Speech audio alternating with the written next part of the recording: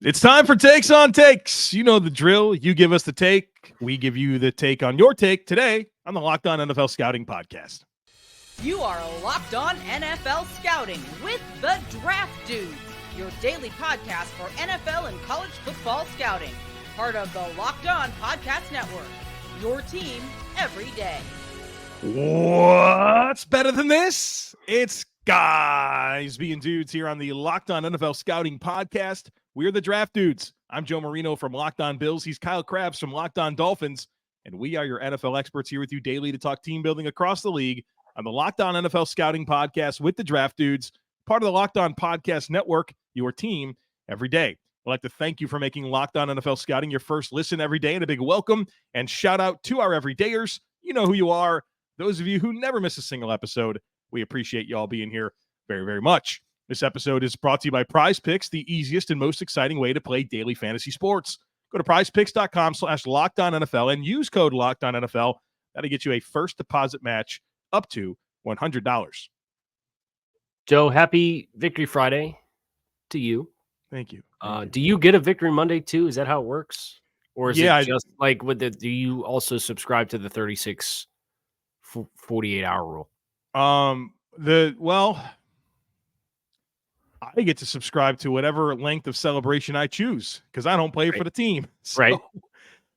It's always nice.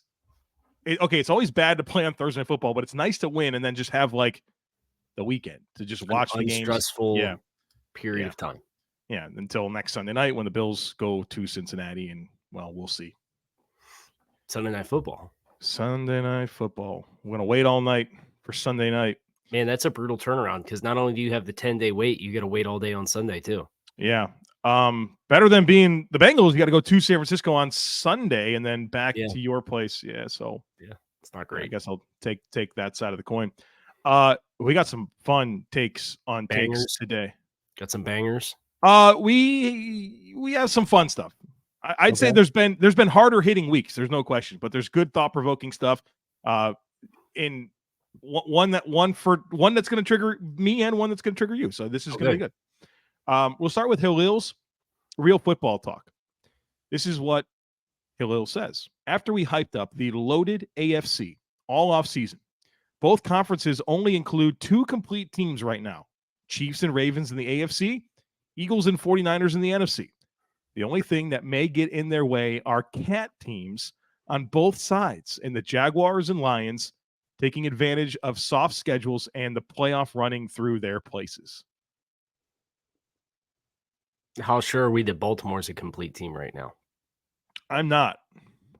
I mean, if you did this any other week other than the week where they beat the Lions by 32 points, I don't think you say that they're a complete team right now. I agree. So I would disagree on the take just based off of that principle alone. Right. I mean, I feel like Hillil's kind of hinting at like your AFC championship is Chiefs, Ravens. Your NFC championship is Eagles and 49ers, and no other team can get in the way except for maybe the Jaguars and Lions. Yeah, I don't think so.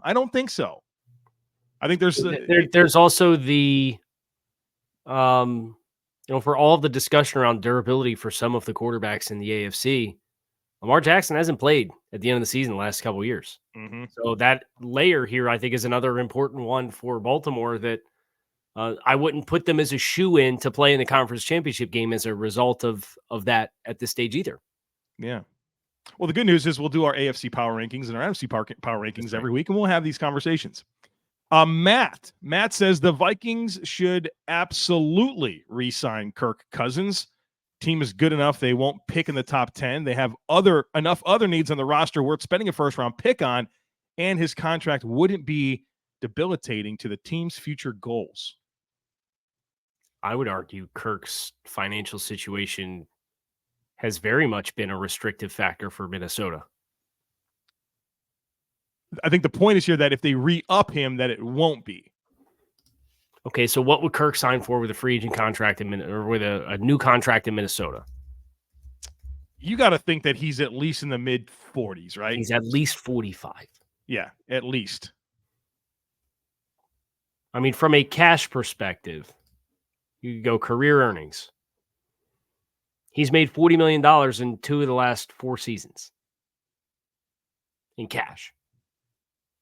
Now, this year it's down, quote unquote, down to 30. And he had a restructure bonus in there for 20 of the 30. I don't know. I could see this being a reasonable thing to do, but at the end of the day, Kirk is going to be a 36-year-old quarterback next year who probably has 4 years. At some stage with a new GM that's come in and a relatively young head coach, aren't you going to want that transition process to start to take place? I would agree. The point being here that like they're probably not in that stratosphere to be picking a quarterback in the top 5. Maybe that's okay, right? Because they could build up the rest of their team. And there's other ways to get your quarterback, especially with that style of offense. You think maybe they can be a little bit less necessary to get the number 1 overall player. But I think the spirit I think of what he's getting at is Kirk Cousins is playing well. Yes. It doesn't have to be the last season for him in Minnesota. There's a path for him to stay. There's a logical path for him to stay. But priorities for both parties, whether it's Kirk or Minnesota, is going to be really what's fascinating here. I agree. And I agree. If the spirit of the take is, hey, let's not dismiss Kirk Cousins for what he is versus what he's not, I'm fine with that.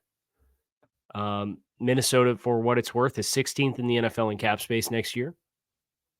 $38 million is projected according to Spot Track for what they're scheduled to have.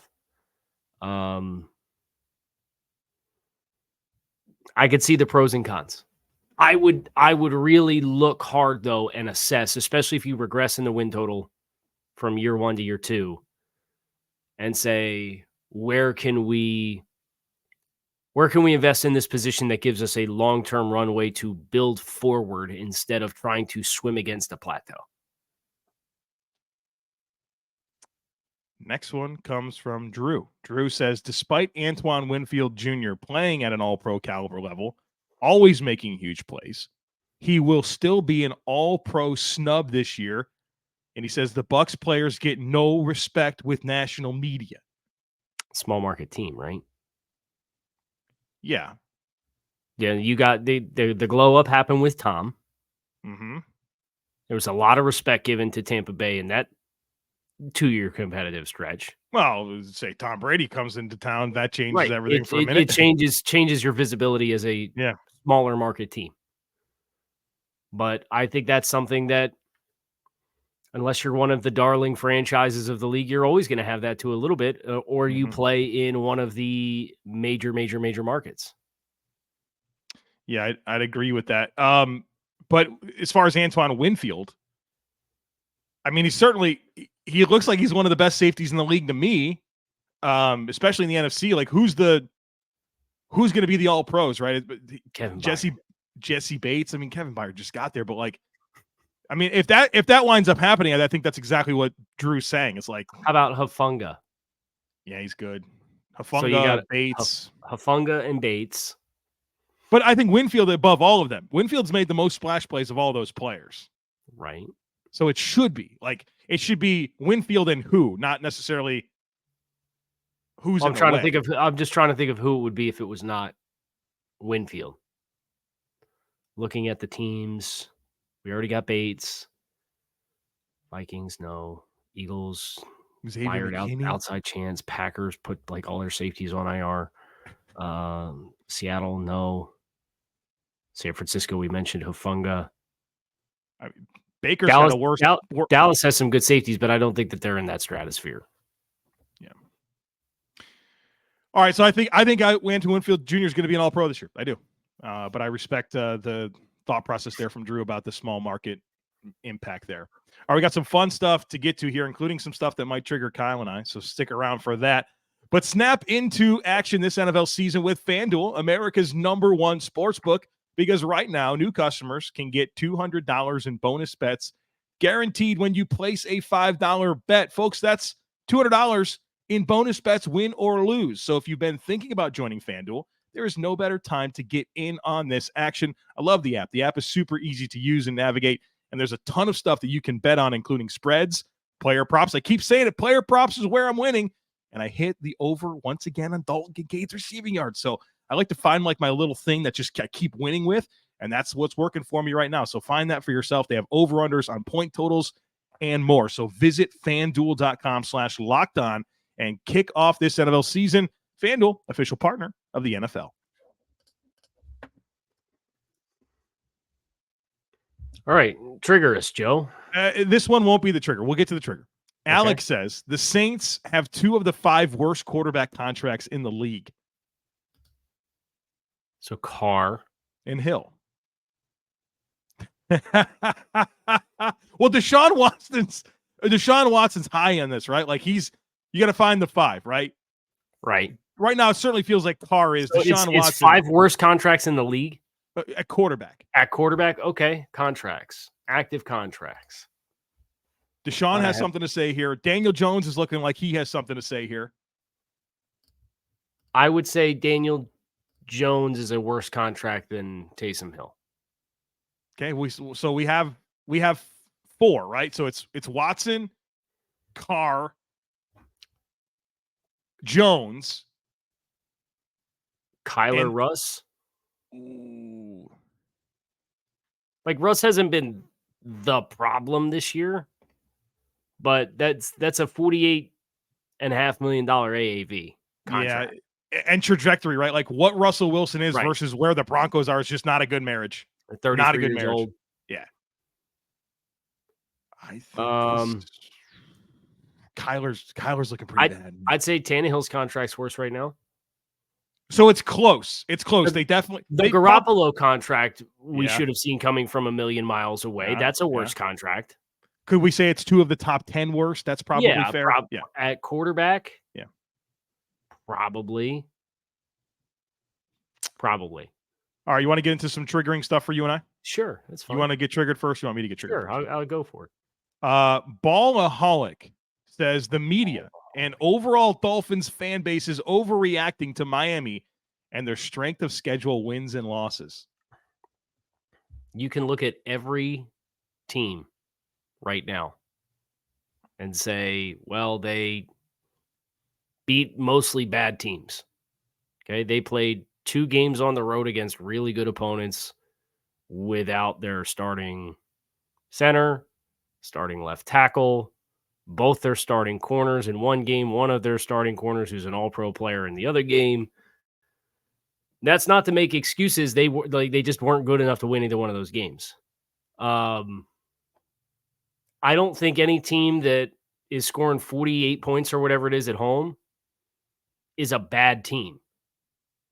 I think there's legitimate questions about their ability to probably go on the road in the playoffs and win playoff games to the degree in which you want to get to where they want to go this year.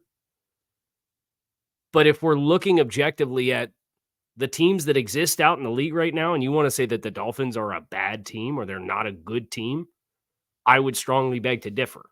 It's just a question of what they can accomplish in season, how well they can ride the wave through the injuries that they have to put themselves in a position to play in the postseason and play at home. Because if you got to go on the road in the playoffs, I think that's where you do have legitimate questions. But I think it's outrageous that we're questioning a 5-2 football team that's racked up a ton of points on everybody and is 3rd in the league in sacks. So you agree with the take is what you're saying? Yeah. I do too. I've thought highly of the Dolphins all season. Miller says Sean McDermott will be fired at the end of the year. I think the Bills team has had a lot of bad luck with injuries these past couple of years, but who hasn't? Sean McDermott is not the guy who will get the most out of our franchise quarterback, and therefore he's got to go. In today's league, it seems that you have to have an offensive mind if you want to win it all. With all that said, Sean McDermott is definitely a top 16 coach, but I think there's a big gap between him and the top 5 coaches. Sean McDermott won't be fired at the end of this year. What would have to happen for Sean McDermott to be fired? They'd have to lose all the rest of the games, and for Josh Allen to say he hates Sean McDermott to Terry Pagula. I mean, what are we doing here? Sean McDermott's not getting fired. He just signed a 6-year extension. And I don't know, man. Like there's a piece of, I think there's a piece of every fan base that hates their head coach, like, and they're really loud. They have to hate somebody. Right. Yeah. It's just like, it has to be somebody's fault. Right. And that's such a shallow thing because it's never one thing.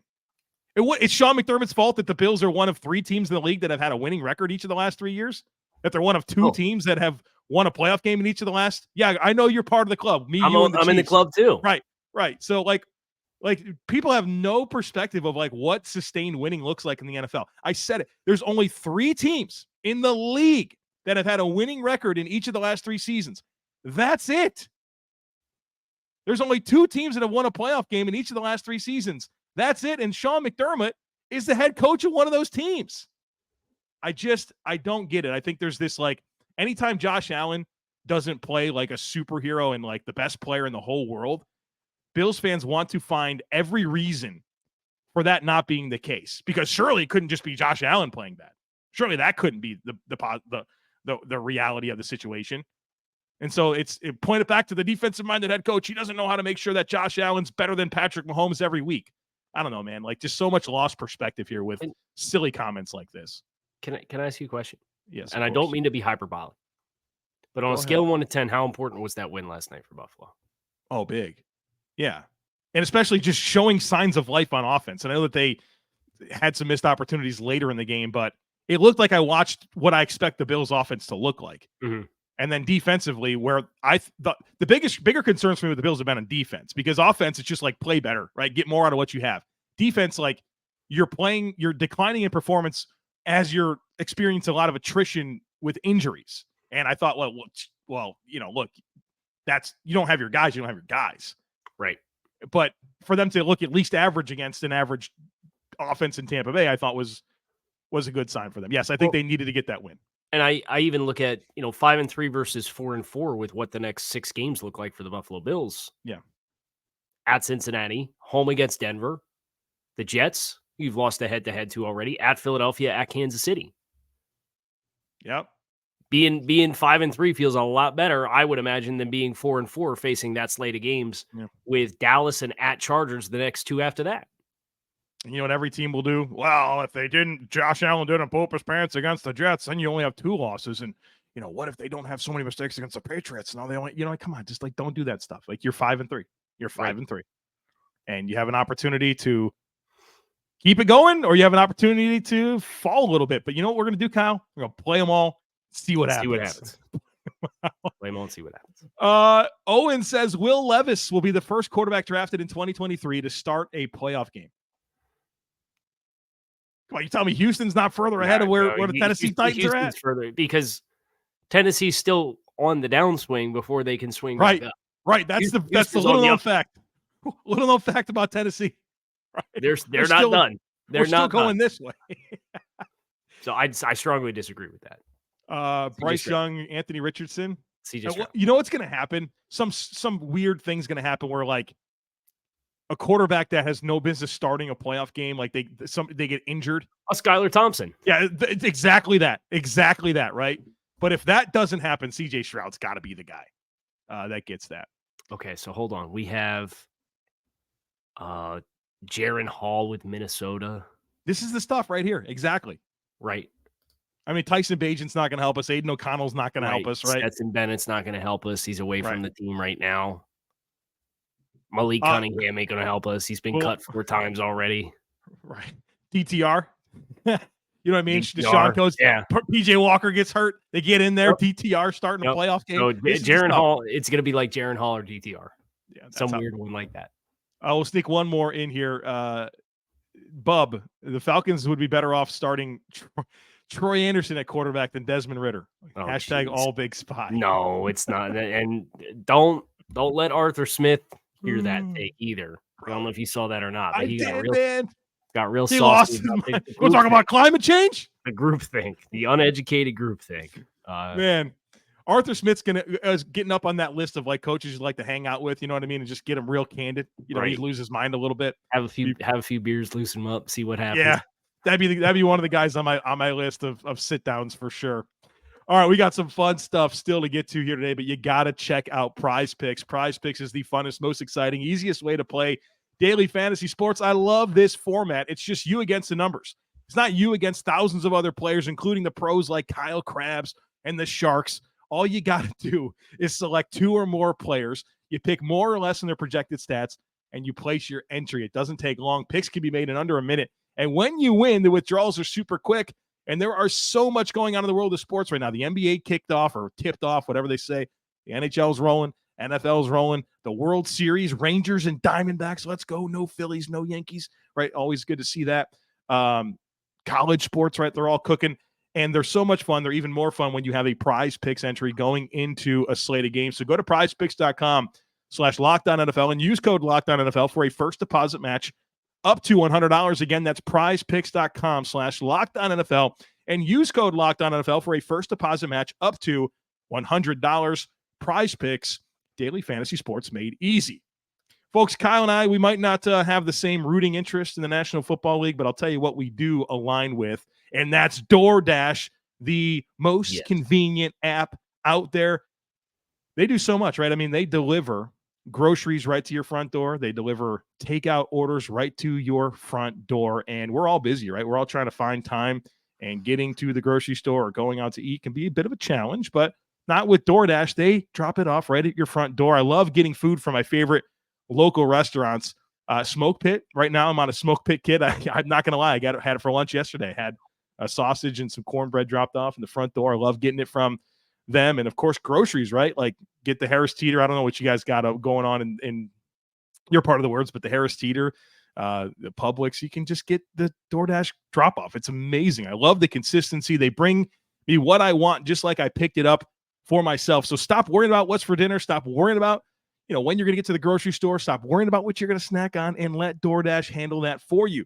Got a deal here. Get 50% off up to a $10 value when you spend $15 or more on your first order and download the DoorDash app and enter code LOCKED23. Subject to change. Terms apply. Don't forget that's code LOCKED23 for 50% off up to a $10 value on your first order when you download the DoorDash app and spend $15 or more. Subject to change. Terms apply.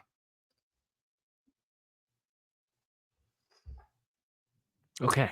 Yep. Sam wants to talk a little draft. Well, Sam Teets here. Draft talk. Yeah, we'll draft here. Sam says we see 14 wide receivers go in the first 2 rounds of the 2024 NFL draft, which would be the most in the past decade. For reference here, 8 last year, 13 the year before that, 10, 13, 9, 8, 6, 7, 8, 12, right? So this would be the most. He gives a bunch of names here.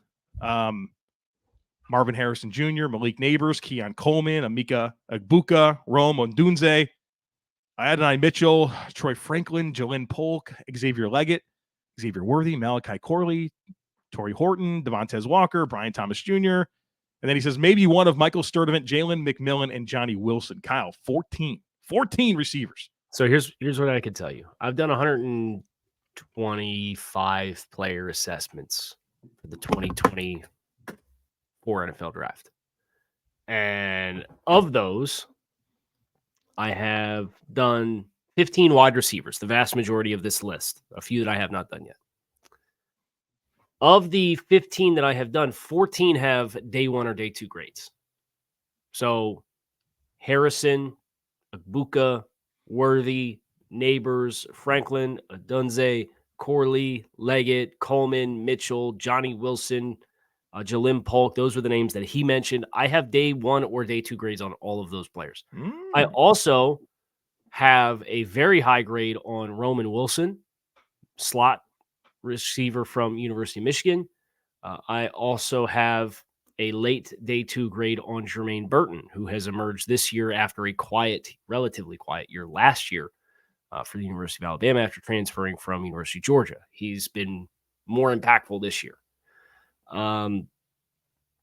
That just feels like such an outrageously high number when you cross-reference it with what we perceive the quarterback class looks like this year. Tackles, Joe, right? The tackle class is insane. I have 7 tackles with a first-round grade. And then that's crazy. Normally you only have 20 or 22, something like that. 7 at one position. 7 at tackle. Yeah. And then you have, and it's good names. It's Fashanu, Latham, Mims, Fuaga, Barton, Morgan, Joe Alt, and then I have BYU and Washington as day 2 grades right now as well. And I've only done 10 tackles. And 9 of them got day 1 or day 2 grades, and 7 of them have first round grades. So I will fade this take based off the principle of how good the tackle group is. There are another handful of groups that I think there's some good appeal with. I think this is one of the better interior defensive line groups that we've seen in recent history. I like some of the names in the edge rush group. I don't think you have a lot of slam dunk first round guys, but the numbers I think just work against you in this regard to get that many wide receivers that go in the first 2 rounds. Kyle Franklin wants to do the thing. Ready for this? He says, I'm with Joe. Tyrod Taylor is a perfectly capable starting quarterback in the NFL and should get some of the opportunities that lesser QBs have gotten to start. You guys alluded to it on the Wednesday pod to do the thing with my guy Tyrod, and you'll find he's an upgrade over a few teams' current starting quarterbacks heading into week 8, and that's including the Giants. Okay. Shall we? I We'll got a piece of paper here. I'll tally the yeses. Yep.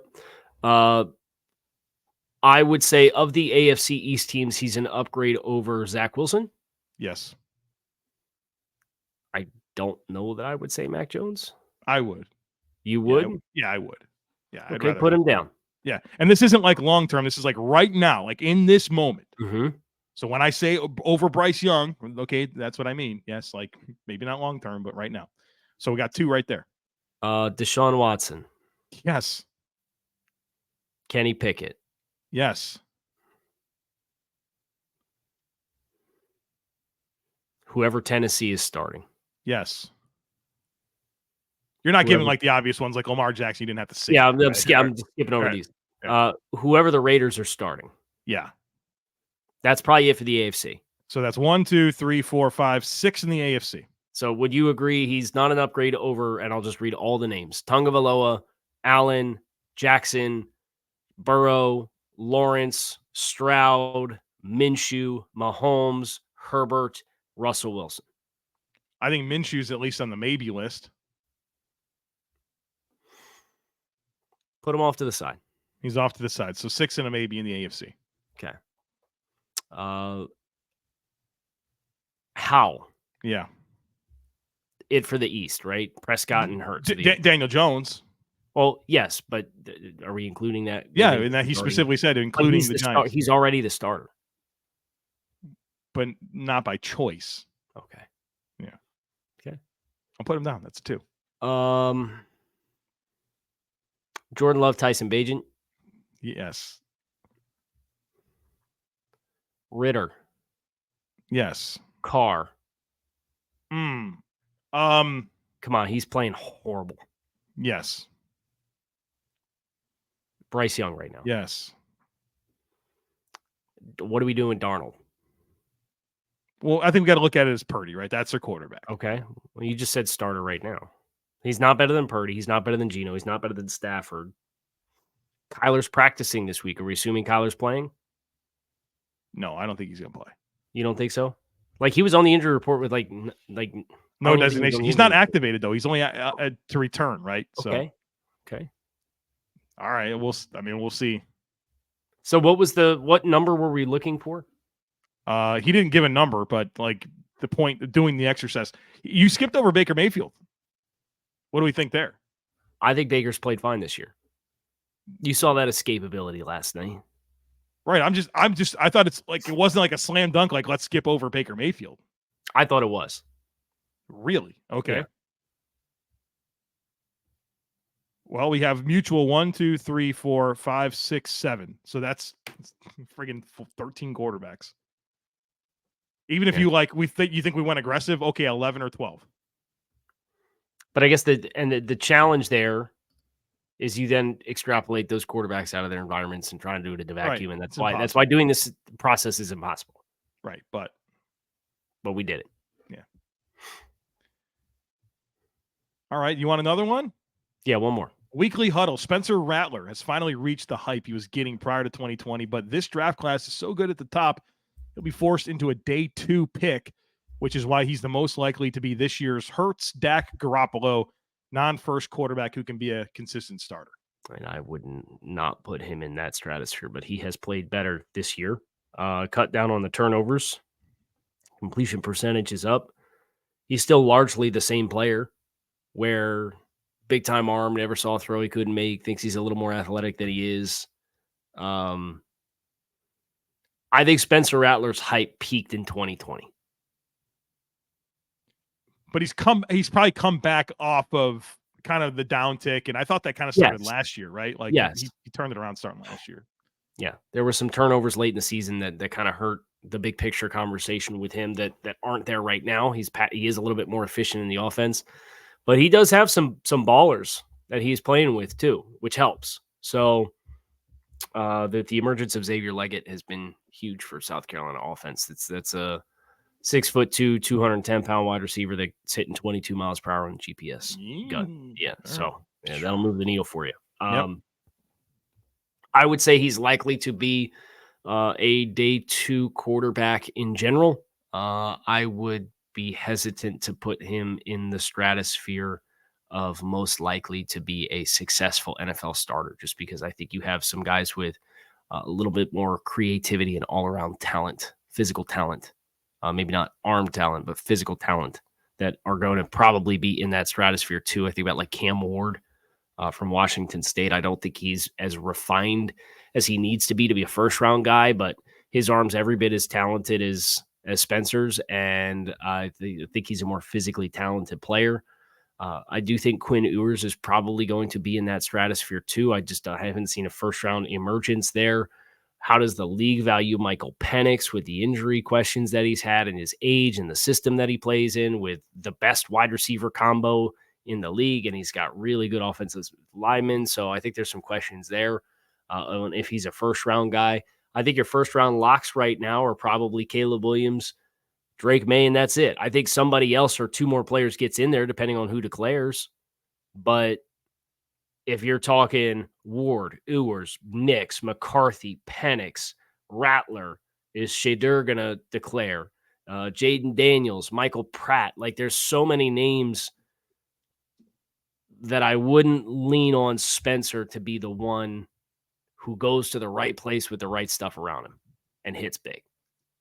Because a lot of those guys are going to be day 2 guys when it's all said and done. They all start off as first rounders, right? That's the thing I've always said about quarterbacks. Yep. They all start off as a first round pick, and then we just work back. Yep. Start whittling the list away. Right. I can tell you of quarterbacks that I have evaluated, I have 2. And I've done 15 quarterbacks. I have 2 first round grades. Has there been a quarterback this year for you that has changed their outlook based on the way they played, good or bad, that stands out? I do think the biggest riser has been May. I know he started slow with the new scheme change, but I do think you're seeing more translatable NFL reps, which was the question with the Troy Longo offense. Yeah. So I think he's helped himself the most. He's worked his way up to QB2 for me. He was not originally that at the beginning of the season. But Williams and May are the 2 first-round grades that I have, and that's it. I like Cam Ward. I like Bo Nix.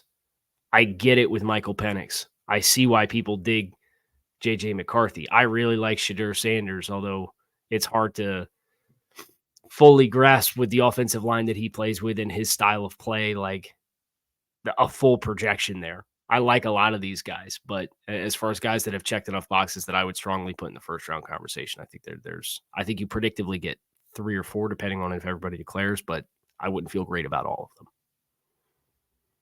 We did the thing. There you go. We did the thing. That is going to do it for us here today on this episode and this week of Locked On NFL Scouting. I'm Kyle Crabbs. He's Joe Marino. We appreciate you guys checking out the show. Make it a great rest of your day. We are out of here. Enjoy the football this weekend, and we will talk to you all again on Monday.